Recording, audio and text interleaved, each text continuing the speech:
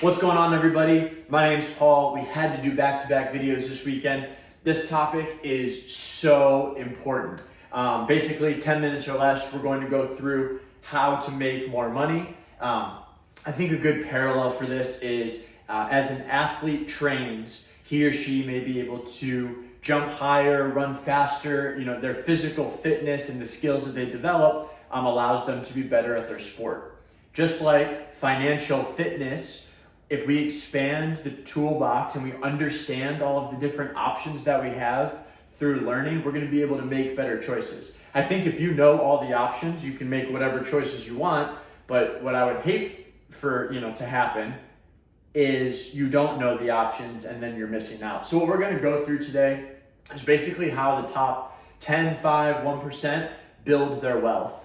And it's a huge mistake that this information isn't pushed a little bit harder, but it's not through income. It's not through your salary or your hourly wage.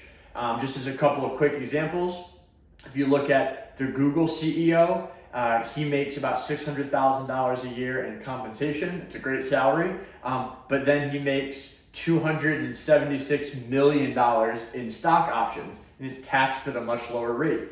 Same thing with the Netflix CEO. I think he makes around $700,000 in income, and then he makes $35 million in stock options. Again, taxed at a much lower rate. That was just, I think those are 2019 numbers. So they did that all in 1 year, which is absurd. But let's talk about how you and I can mirror those types of principles and hopefully do a little bit better on a annual or over time basis for our income. So I want to break down 3 types of income very quickly. There's ordinary income.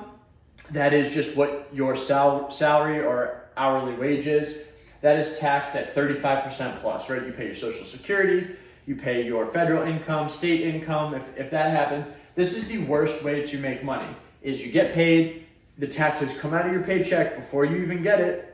And then once a year we say, we estimated those taxes that we owe. Were we a little over?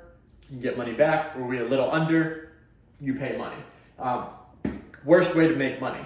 Then there are there are more than two, but two primary types of equity packages. RSU, which stands for Restricted Stock Unit. This basically means if you work for a company, it doesn't matter if it's publicly traded or not, you have a % ownership in the company. And you basically, it unlocks to you. They give you, like, let's say $50,000 over the course of 4 years. So you get, $12,500 unlocked to you every year.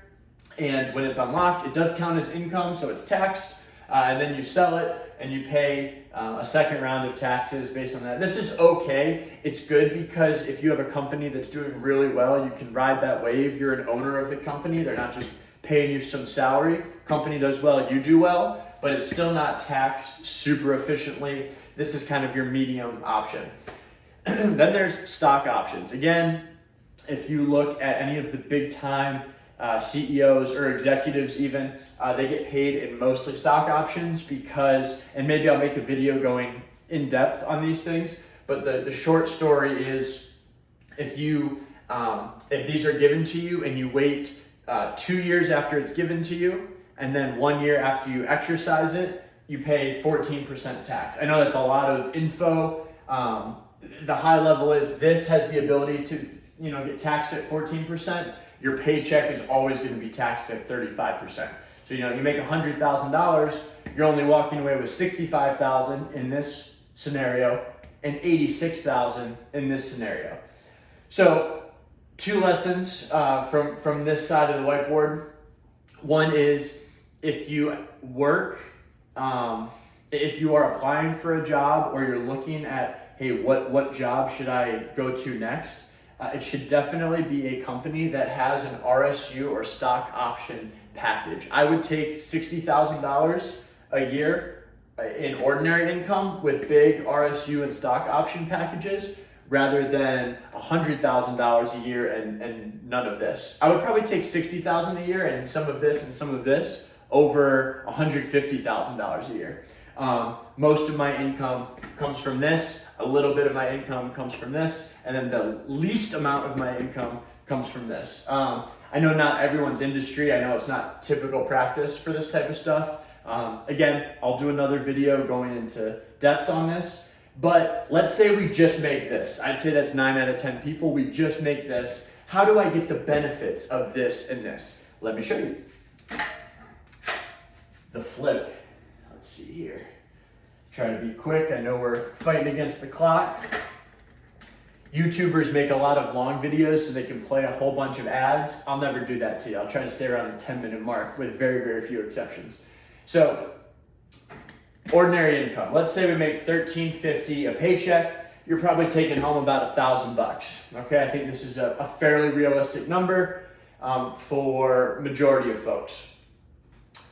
If you invest that money and you make a 10% return, okay, those returns are not being taxed. Okay, so you invest your money, and just like we've discussed, let's say you invested in that Vanguard index fund.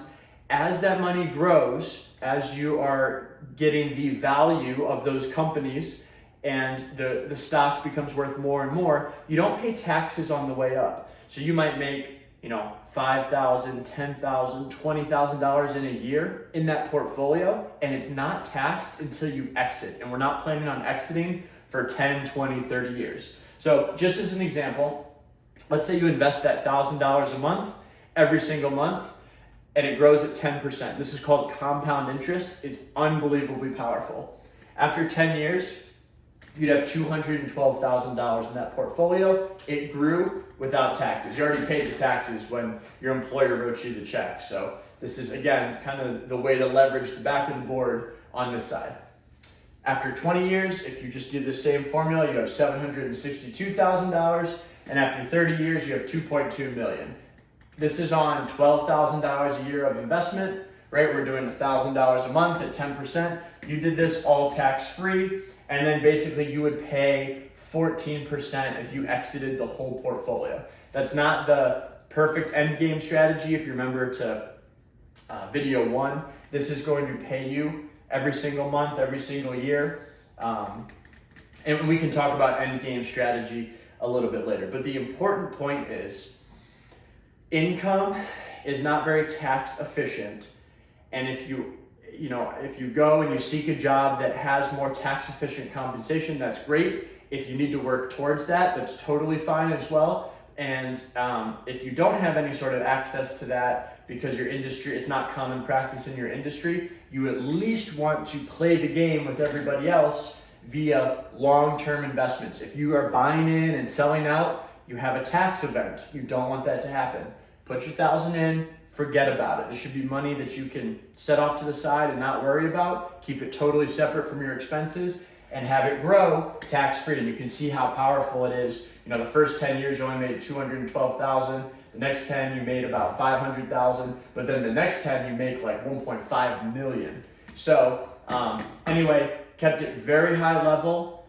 I know that was a lot of info. I'll think about going into depth on the stock option or RSUs, or maybe I can give you some tips on when you are searching for that type of job, what to do. And then we'll start to get into some more individual stock picking on in the next couple of weeks. But I hope this was helpful. We'll see if I kept it under 10 minutes. I'm not sure. I don't have any sort of timer. But hope everyone has a great Sunday, and I will catch you all next weekend. Thank you.